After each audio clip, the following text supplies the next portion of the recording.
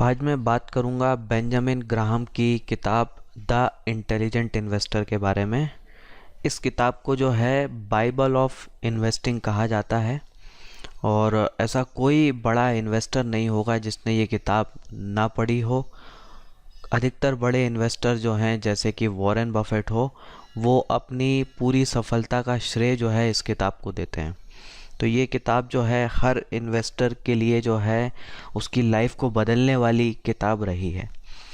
लेकिन इस किताब को अगर कोई पढ़ता है, अगर आपने पढ़ने की कोशिश की होगी तो आपको लगा होगा कि ये बहुत बोरिंग है, इसकी आधी से ज़्यादा चीज़ें हमें बिल्कुल भी समझ में नहीं आती हैं। तो एक नए आदमी के लिए जिसको इन्वेस्टिंग का ज़्यादा नॉलेज नहीं है, बेसिक नॉलेज नहीं है, उसको ये किताब समझ में नहीं आती है, बोरिंग लगती है।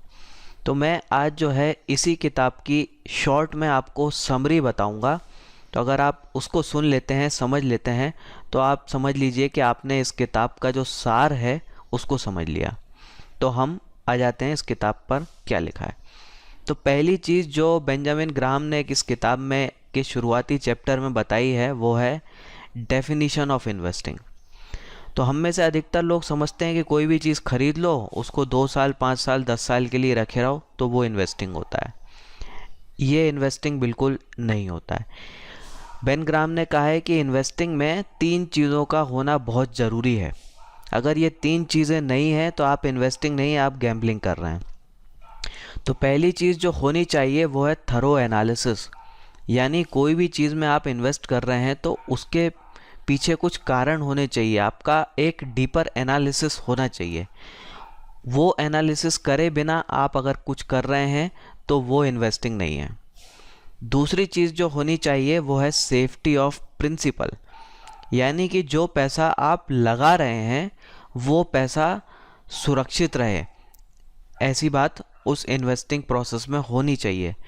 तो ये जो है लॉन्गर पीरियड के टर्म में बात की जा रही है। प्राइस तो रोज़ फ्लैक्चुएट करता है, लेकिन अगर 6 महीने साल भर के पीरियड के को लेके चलें तो आपका जो है वहाँ पे लॉस नहीं होना चाहिए, आप जो पैसा लगा रहे हैं वो सेफ होना चाहिए। तीसरी क्वालिटी जो होनी चाहिए वो है एडुकेट रिटर्न।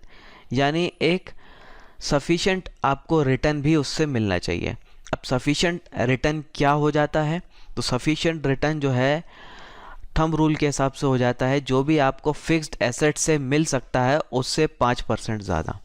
जैसे कि अगर आपको एफडी से 7% मिल रहा है तो 7% में 5% और जोड़ दीजिए तो हो जाता है 12%। यानी अगर आप इक्विटीज़ में इन्वेस्ट कर रहे हैं तो कम से कम आपको 12% रिटर्न मिलना चाहिए। इसी तरह का आपका टारगेट होना चाहिए। तो ये 3 चीज़ें अगर हैं तो उसको हम बोलते हैं इन्वेस्टिंग। और अगर ये तीनों चीज़ें नहीं हैं तो उसको बोला जाता है स्पेक्यूलेशन या सिर्फ गैम्बलिंग। आप सिर्फ तुक्का मार रहे हैं कि ये कंपनी का शेयर मैंने ले लिया, शायद चल जाए। तो ये तुक्के वाला काम मत करिए, प्रॉपर इन्वेस्टिंग करिए और ये तीनों चीज़ें हैं या नहीं इसको देखिए। दूसरा कॉन्सेप्ट जो उन्होंने दिया वो है मिस्टर मार्केट का कॉन्सेप्ट। बेंजामिन ग्राहम का जो कहना है कि बाज़ार जो आपको रोज़ शेयर के भाव पेश करता है कि आज ये चीज़ 100 रुपये में ले लो, कभी बोलता है 110 में ले लो, कभी 50 में ले लो, तो ये चीज़ को उन्होंने मिस्टर मार्केट वाली टर्मिनोलॉजी से शो किया है।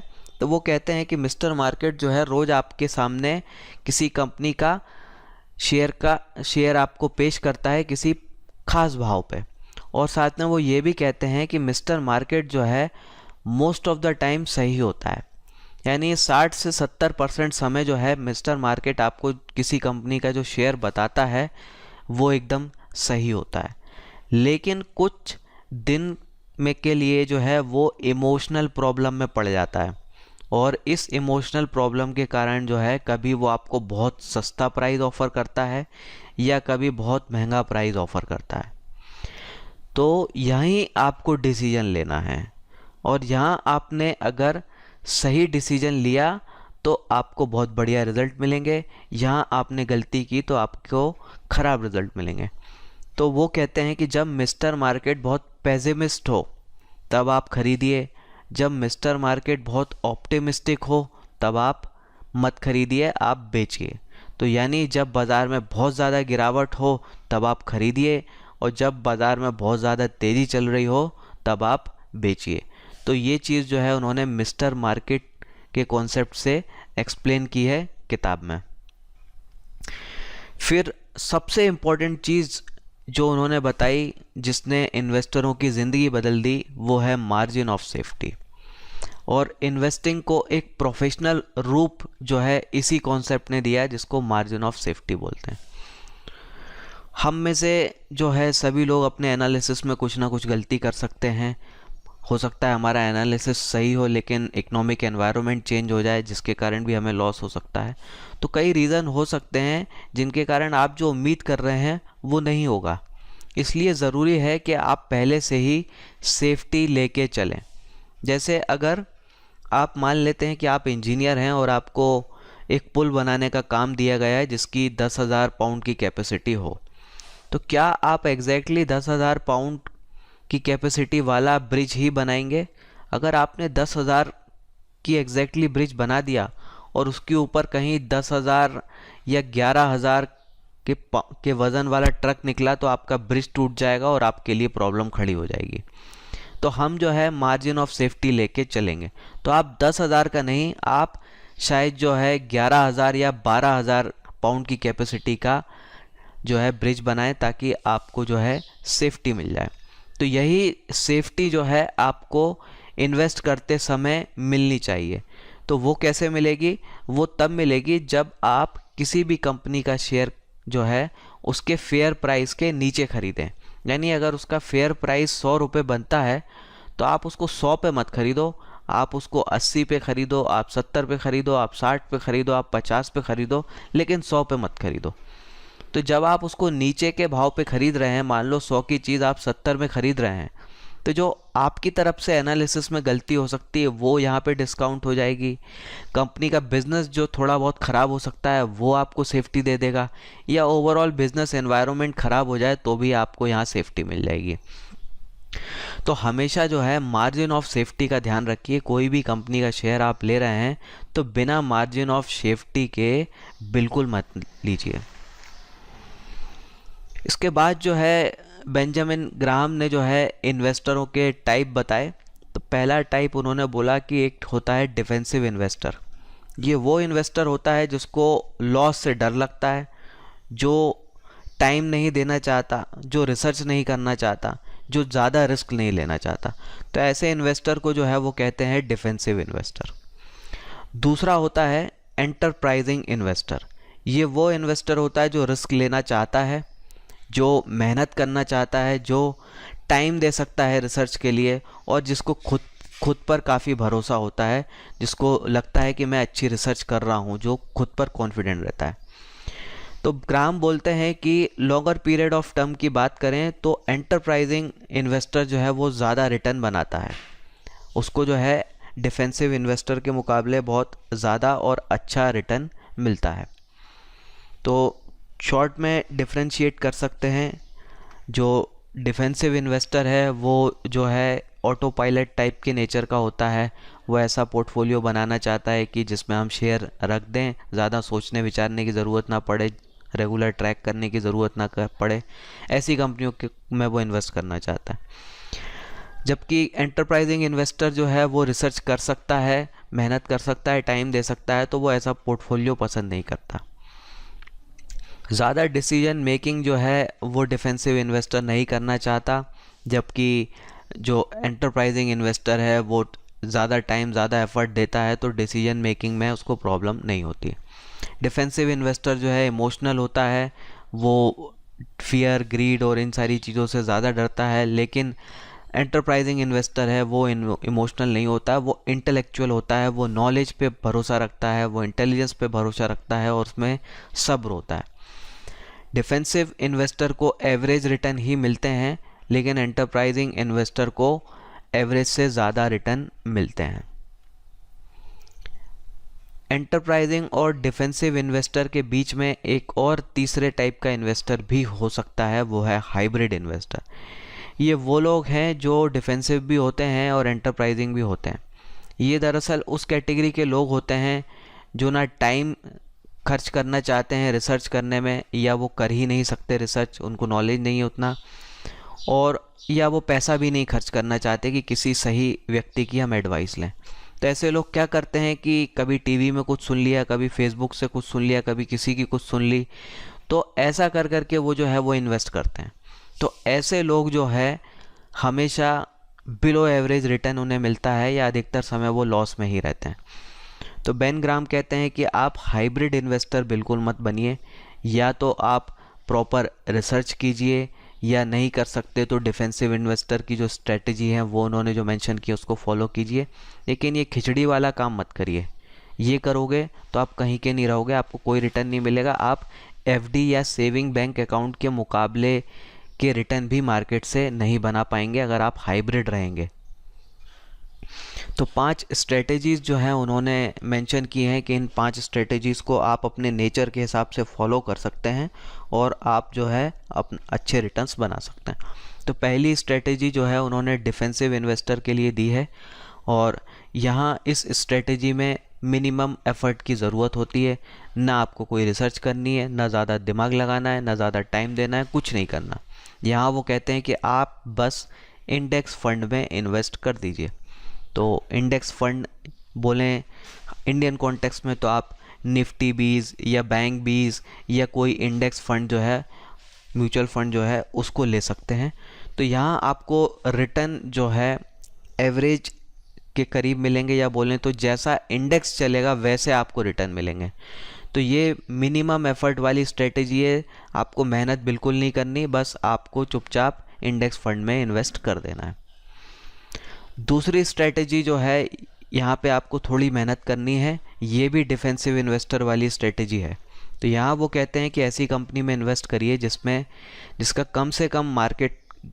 कम से कम रेवेन्यूज़ जो हैं वो 500 मिलियन के हों। इससे कम रेवेन्यूज़ हैं तो मत करिए। उसके पास जितने करंट एसेट हैं उसके पास जो है करंट लाइबिलिटीज़ के मुकाबले दुगने करंट एसेट होने चाहिए। उस कंपनी की लॉन्ग टर्म बोरोइंग जो है अपने नेट करंट एसेट से कम होनी चाहिए। वो कंपनी जो है पिछले 10 साल से लगातार प्रॉफिटेबल होनी चाहिए, ऐसा ना हो कि वो एक आध साल लॉस में रही हो। और वो कंपनी जो है पिछले 10 साल से लगातार डिविडेंड पे कर रही हो। तो ये कंपनी आपको ऐसी देखनी चाहिए।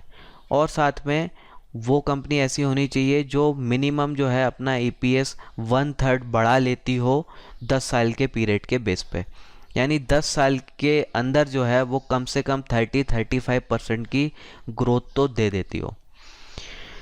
फिर उन्होंने वैल्यूएशन वाली थोड़ी बात की कि ऐसी कंपनियों में भी आप इन्वेस्ट करिए तो ज़्यादा से ज़्यादा 15 टाइम्स ऑफ अर्निंग्स, यानी 15 के पीई से ऊपर मत करिए, या वो अपनी बुक वैल्यू के 1.5 टाइम्स के नीचे चल रही हो तो ही आप इन्वेस्ट करिए।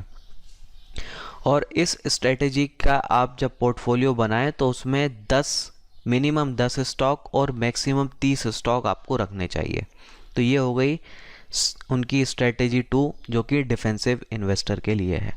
तो ये स्ट्रेटेजी जो है इंडेक्स फंड से थोड़ा सा बेटर रिटर्न आपको दे देती है। तीसरी स्ट्रेटेजी पर आ जाएं तो ये तीसरी स्ट्रेटेजी जो है एंटरप्राइजिंग इन्वेस्टर के लिए उन्होंने बताई है, और यहाँ पे थोड़ा सा रिस्क जो है ज़्यादा हो जाता है और यहाँ पे रिसर्च वर्क भी ज़्यादा हो जाता है। तो यहाँ वो कहते हैं कि ऐसी कंपनी में इन्वेस्ट करिए जिसके करंट एसेट जो हैं कम से कम 1.5 टाइम्स हो करंट लाइबिलिटीज़ के। दूसरी चीज़, उसका जो डेप्ट है करंट एसेट के मुकाबले 1.1 टाइम से ज़्यादा नहीं होनी चाहिए, यानी 110% से ज़्यादा उसके ऊपर कर्जा नहीं होना चाहिए अपने करंट एसेट के मुकाबले। दूसरी चीज़ देखनी जो है वो है कि वो कंपनी ने पिछले 5 साल में लॉस ना पोस्ट किया हो, यानी लास्ट 5 ईयर में वो हर साल जो है प्रॉफिटेबल रही हो, वो 5 साल से लगातार डिविडेंड भी पे कर रही हो, और साथ में कुछ ग्रोथ भी हो अर्निंग्स में, छोटी मोटी जैसी भी हो थोड़ी बहुत ग्रोथ भी होनी चाहिए। इस कंपनी को किस प्राइस पे आपको लेना चाहिए, इस पर वो कहते हैं कि आप ज़्यादा से ज़्यादा उसको 1.2 टाइम्स ऑफ फिक्स्ड एसेट के भाव पे ले सकते हैं, यानी जितना उसका फिक्स्ड एसेट है उसके मुकाबले उसको आप 1.2 से मल्टीप्लाई कर दीजिए तो उतना आपको मार्केट कैप मिल जाएगा। तो उस मार्केट कैप के ऊपर जो है आपको नहीं लेना है, उसके नीचे ही लेना है। और इस स्ट्रेटेजी को अगर आप फॉलो कर रहे हैं तो कम से कम 20 स्टॉक जो है आपको इस स्ट्रेटेजी के बेस वाले अपने पोर्टफोलियो में रखने चाहिए। चौथी स्ट्रेटेजी जो है वो भी एंटरप्राइजिंग इन्वेस्टर के लिए है और ये हाई रिस्क हाई रिवॉर्ड वाली स्ट्रेटेजी है। तो यहाँ वो कहते हैं कि ऐसी कंपनियों के शेयर लीजिए जो अपनी नेट करंट एसेट वैल्यू के नीचे चल रहे हों, यानी जितना कंपनी का करंट एसेट है उसके नीचे उसका मार्केट कैप होना चाहिए। तो ऐसी कंपनी में आप इन्वेस्ट कर सकते हैं। ध्यान रखने वाली बात यह है कि वो कंपनी पिछले 2 साल में लॉस में ना गई हो, यानी कम से कम लास्ट 2 ईयर उसके प्रॉफिटेबल होने चाहिए। और क्योंकि ये रिस्की स्ट्रेटेजी है इसलिए जो है आपको यहाँ पे 30 स्टॉक जो है लेने चाहिए ताकि आपका रिस्क जो है कम हो, आपका पोर्टफोलियो जो है वो ज़्यादा डाइवर्सिफाइड हो। तो ये हो गई चौथी स्ट्रेटेजी। पांचवी स्ट्रेटेजी जो उन्होंने मेंशन की है ये सिचुएशनल इन्वेस्टिंग वाली स्ट्रेटेजी। यहाँ आपको कोई रेगुलर रिसर्च नहीं करनी है, आपको कुछ सिचुएशंस पे नज़र रखनी है। सिचुएशंस जैसे कि कोई छोटी कंपनी को कोई बड़ी कंपनी खरीद रही है तो ये डील जो है जनरली प्रीमियम प्राइस पर होती है, तो छोटी कंपनी के शेयर जो है वो बढ़ते हैं। तो ऐसी छोटी कंपनियों को आप ले सकते हैं अगर इस तरह की कोई सिचुएशन हो। कोई कंपनी जो कि लीगल ट्रबल में फंसी हो, कोई कानूनी प्रॉब्लम्स में जो कि टेम्परेरी हो, जो कि सॉल्व हो सकती हैं, ऐसी कंपनी में आपको ले सकते हैं। या स्पिन ऑफ वाली यानी कि वैल्यू अनलॉकिंग कर रही हो कंपनी अपनी सब्सिडरी कंपनीज को लिस्ट करा के, तो ऐसी सिचुएशंस में भी आप इन्वेस्ट कर सकते हैं। और साथ में वो कहते हैं कि सिचुएशनल इन्वेस्टिंग जो है आपको कम करनी चाहिए। आपके मैक्सिमम स्टॉक जो होने चाहिए वो 4 और मिनी के ऊपर है, 2 या 4 आप रख सकते हैं। तो ये स्ट्रेटेजी आपको अकेले फॉलो नहीं करनी, यानी कि आप सिर्फ सिचुएशनल स्टॉक ही लें, ऐसा नहीं करना है आपको जो है ये स्ट्रेटेजी किसी दूसरी स्ट्रेटेजी के साथ कंबाइन करके लेनी है। तो ऊपर की जो 4 स्ट्रेटेजीज मेंशन की हैं उन 4 में से कोई एक आप यूज़ करें और साथ में जो है ये स्ट्रेटेजी 5 भी यूज़ कर सकते हैं, उसके 2 या 4 स्टॉक भी आप ले सकते हैं। तो ये हो गई उनकी स्ट्रेटेजी की बात। इसके अलावा उन्होंने जो बहुत ज़रूरी अहम बात कही है कि आप शेयर जब खरीदें तो आपकी थिंकिंग जो है बिज़नेस ओनर के जैसी होनी चाहिए। तो अगर आप इन्वेस्टमेंट को बिज़नेस पार्टनरशिप की तरह लेंगे तो आपको बहुत अच्छे रिज़ल्ट मिलेंगे। अगर आप इस तरीके से नहीं लेंगे तो आपको अच्छे रिज़ल्ट नहीं मिलेंगे। तो इन्वेस्टिंग को जो है एक बिज़नेस के तौर पे लीजिए, इसको सीरियसली जो है लीजिए। तो ये किताब के की जो समरी है, जो खास बातें हैं वो मैंने यहाँ मेंशन कर दी हैं। तो आप इसको पढ़िए, इस किताब को आप ख़रीद लीजिए और इसकी लिंक जो है मैंने डिस्क्रिप्शन में दे दी है, तो आपको आसानी से जो है वो किताब मिल जाएगी। और साथ में मैं ये भी बोलना चाहूँगा कि अगर आप बिल्कुल बिगनर हैं तो आप ये किताब मत लीजिए, क्योंकि आपको अधिकतर चीज़ें समझ में नहीं आएंगी। थोड़ा बहुत बेसिक नॉलेज है तो आप इसको पढ़िए। जो चीज़ें मैंने अभी बताई हैं वो आपको एग्जाम्पल के साथ जो है इस किताब में मिलेंगी। तो ये काफ़ी अच्छी किताब है, लेकिन बिगनर्स के लिए अच्छी नहीं है क्योंकि वो समझ नहीं पाएंगे। तो इसी के साथ जो है मैं अपनी बात ख़त्म करता हूँ। और वीडियोस के लिए, आने वाले वीडियोस के लिए आप जो है चैनल को सब्सक्राइब कर सकते हैं। आपने मुझे सुना उसके लिए थैंक यू, धन्यवाद, जय हिंद।